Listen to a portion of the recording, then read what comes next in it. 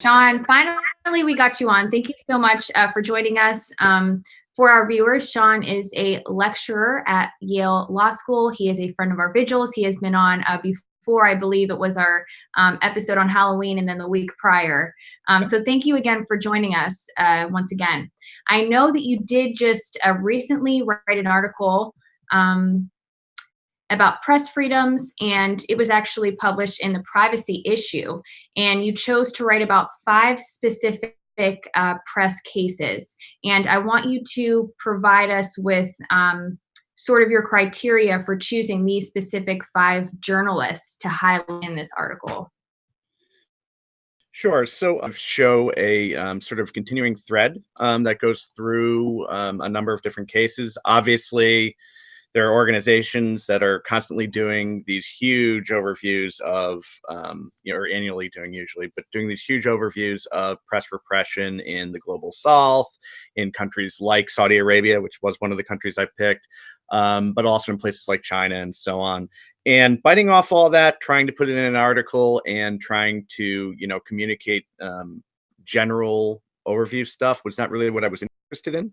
I want to make sure that I had just a few cases which were very poignant, which are very important for people to be aware of now, because some of them you can take action on, right? And I just wanted to show the role of technology, especially cybercrime prosecution, and sort of the continuing thread, which, for better or for worse, to some people, is U.S. dominance, right? The attack on Glen Greenwald recently in Brazil, where Bolsonaro's government basically tried to prosecute him with a cybercrime for doing reporting on corruption there. Obviously, that's very closely related to his prior work. He's done, obviously, a ton of investigative reporting, but most well known for the Snowden disclosures, right? Snowden himself in exile, et cetera, et cetera. So then I went through some of the larger countries which have a role. The United States, talked about Chelsea Manning. Chelsea Manning, as I'm sure a lot of the viewers know, is now in prison again. And she's in prison for refusing to testify in a upcoming case, they think, against Julian Assange. So she said, all the information that I gave before is the information I have. I can't give you new testimony, and was hit with a ton of fees, ridiculous fees for every day that she refused to testify. So because she can't pay those fees, she's back in prison again. And it remains to be seen what the outcome of that case is going to be. But obviously, that's something we need to make sure we support Chelsea, and especially concerning, the link to WikiLeaks and Julian. It's a big deal.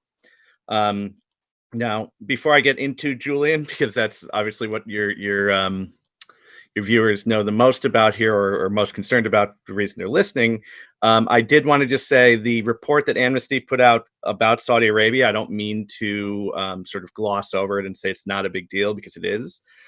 There was a lot of uproar last year and a little before about the death of Jamal Khashoggi, which was terrible, right? But there's also a lot of press repression that's happening through something called these. So they have what's basically something similar to a FISA court-ish, which FISA being the secret court in the United States, that has an anti-terror mandate, right? This specialized criminal court is a Saudi Arabian version of that. And they've expanded their definition of counterterrorism to include cybercrime.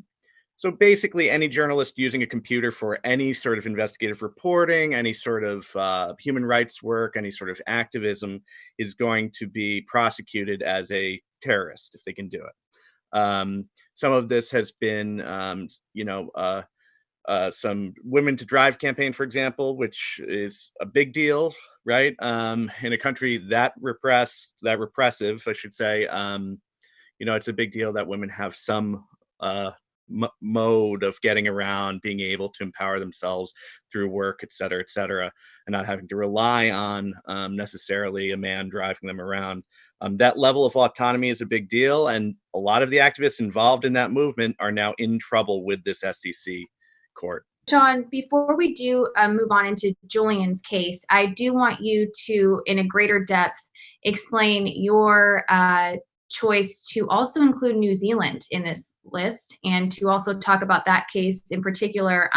Suzie Dawson is someone that I work with and others on this vigil work with as well, Christy in particular. So I want to know why you chose to highlight her case. And then if you could explain too, through a cyber perspective, why this is so important that we be talking about this case. So Susie's case is interesting and I think very accessible and understandable to a lot of folks. Normally, when you hear about press repression, you're not talking about the fallout that can happen from just the fear, right, of being murdered or, having your family attacked or something else happening with your personal welfare. We tend to talk about surveillance, targeted surveillance, mass dragnet surveillance in terms of things like that. And I can also be pretty guilty of that sometimes myself.